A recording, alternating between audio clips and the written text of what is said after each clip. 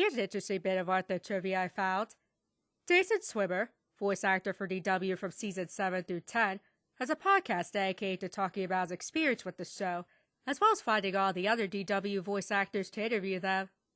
Episode 12, Finding the Real DW, features Daniel Brochu, Buster's voice actor, as a guest. Here, he explains that he traveled to Australia for a year, meaning he would be present in the recording studio. Instead of recasting him, the creative team decided to write his absence into the show by having Buster go on an extended trip with his dad. This is one of the more memorable story arcs during the series, and even led to a spin-off called Postcards from Buster. This plotline was so significant that they did a repeat of it with the roles reversed in the season 18 episode, The Substitute Arthur. So let's see how this one stacks up to the iconic season 2 episode. Arthur's faraway friend opens with Arthur scaling some castle walls in order to rescue Pal. In the nick of time, Buster arrives in a 1930s convertible getaway vehicle. Hey, wait a minute. Buster, there were no cars in Robin Hood's time. Surprise, surprise, it's just the two of them writing some Robin Hood fanfiction. After the title card, we see the two of them finishing up reading their Robin Hood book. It perfectly sums up the excitement of reading a good story, which of course serves as the inspiration to write their own Robin Hood adventures. And hey, it's public domain too. There's 4 on hang gliders and 2 riding a dinosaur.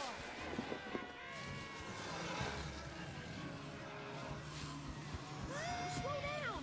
How do you spell Apatosaurus? Wait, you're getting picky about cars in medieval England, but not dinosaurs existing in that same period? Looks like someone slept through school that day. The two are excited to continue their story the next day, until the next day actually arrives. Arthur is confused to see everyone look so glum, and Buster responds that he's going on a trip with his dad.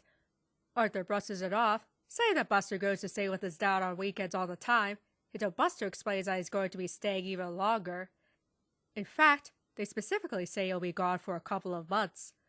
Obviously, Buster is sad to leave his home and friends behind, but he also says that he does want to go, because he doesn't see his dad very often, given the fact that his parents are divorced. For as much as I remember watching this episode as a kid, I actually forgot about this detail. And now as an adult, I can appreciate the fact that they gave Buster mixed feelings about the whole ordeal, instead of it simply being him forced to go against his will. I feel like that's a pretty realistic depiction of a situation like this.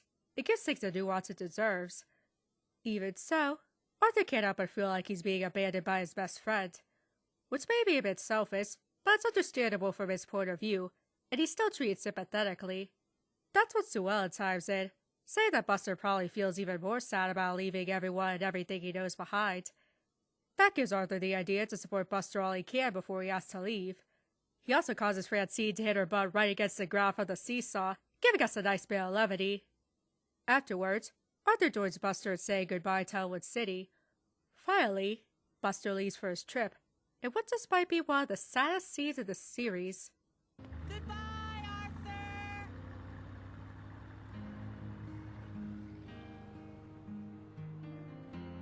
Bye, Buster.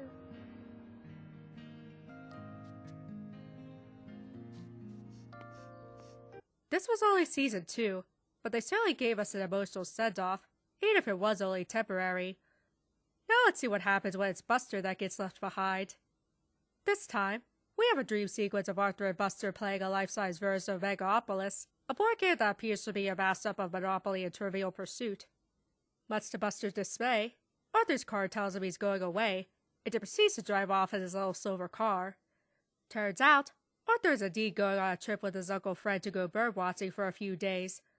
Buster isn't thrilled by this, but instead of it being sad, it just comes off as him being annoyingly clingy.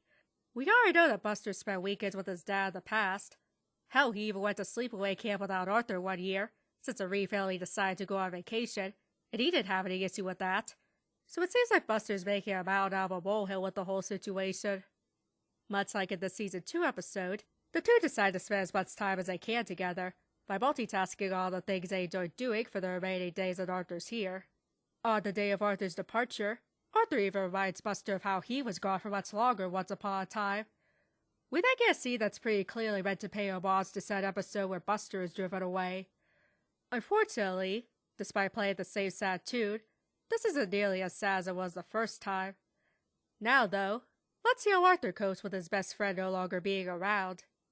That night, Arthur realizes, much to his dismay, that he forgot to talk to Buster about how they would end their Robin Hood story. In the coming days, Arthur has a difficult time coping without Buster in town, including the weirdest Star Wars reference ever. Use the Force, Arthur. What are you talking about? Oh, I don't know. I just thought it was funny. Arthur continues to mope until he receives a package in the mail from Buster. He not only sends Arthur souvenirs from his travels, but also the next chapter of their book, as well as a list of places they'll be stopping. The episode ends on a happy note, with Arthur no longer dreading Buster's extended absence, because all the new places he'll be visiting will be great inspiration for their story. It was nice to revisit this episode. As mentioned earlier, I like the fact that Buster wasn't completely averse to his extended trip, despite being sad about having to leave home for so long. I also think that Buster being the comic relief character makes his emotions have that much more impact. And it all ends with a strong conclusion, giving the two a cute, unique way of staying in touch. On a lighter note, the imagination sequences were pretty fun, and I especially liked it when Ms. Turner shushed all the hallucinations away. Now that that's over and done with, let's see how Buster's story ends. With Arthur gone, Buster is bored out of his mind, and his mother tries to coax him to meet up with his other friends. He starts by playing some Megalopolis at the Brain's house, and the latter gives the form of the stink eye when he says that he and Arthur have their own rules. Looks like someone's never heard the concept of house rules before. The Brain apparently finds Buster's rules so mind-numbing that I lost 2 whole IQ points. He suggests playing Megalopolis by the rulebook, but Buster says fuck that shit. Unsurprisingly, Buffy has no interest in any of Buster's activities, and vice versa. Francine suggests tennis, but Buster declines, saying that he's never played tennis before. But you have played other sports. You know, soccer, basketball, rollerblade hockey. Certainly at least one of those you should be able to agree on. Eventually, Buster resorts to playing with DW, and, in a twist of irony, she has her own house rules that he doesn't want to play by, and she refuses to compromise. Buster then has a horrifying realization that he's becoming just like her with his stubbornness. Except he's not being an obnoxious asshole about it, so he's already at least slightly better than her. Nonetheless, this gives Buster the wake-up call to actually try new things. Okay, that's just insulting, given the fact that we saw him write whole chapters of a book. Eventually, Buster comes to enjoy these new activities, and even kicks Francine's ass at tennis just as Arthur arrives back home. It all ends with Arthur being baffled at Buster's change in attitude, and even more baffled that he got from DW. And now it's time to talk about the issues I had with this episode. First of all, the time frame going from a few months to a few days really lessens the emotional impact. Maybe they were trying to make the newer episode sad as the old one, but when you have a direct reference to the Season 2 episode, including the sad music being used with full sincerity, it's hard to not compare them. See ya!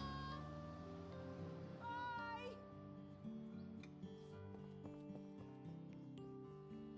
Bye!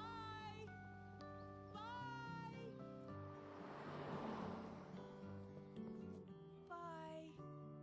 Plus, with Arthur even pointing out Buster's extended trip, it just makes Buster look overly dramatic, a bit annoyingly selfish, and even borderline codependent on his best friend. The second issue I had was with the moral. The lesson here is that you should be more willing to try new things, which is something I do agree with. What I didn't like, though, was how this was treated as a one-way street. Buster is expected to be flexible and try out his friends' activities, but his friends are expected to do the same. Even when the Brain reluctantly agreed to do so, he was quite close-minded about the idea of having house rules. I would have preferred some more give and take when it came to Buster and his friends' favorite activities. Plus, I could point out plenty of things he could still enjoy with his friends that they all like. Video games, watching movies from home, the aforementioned sports that he and his friends also enjoy. It just seems like parts of the characters' characterizations were neglected just for the convenience of the story. In conclusion, these episodes demonstrate that while it's bad when a friend leaves town once, it's definitely not nice when it's twice. In fact, it just might be even worse. Thanks so much for watching. If you enjoyed the video, be sure to click like, and subscribe if you want to see more.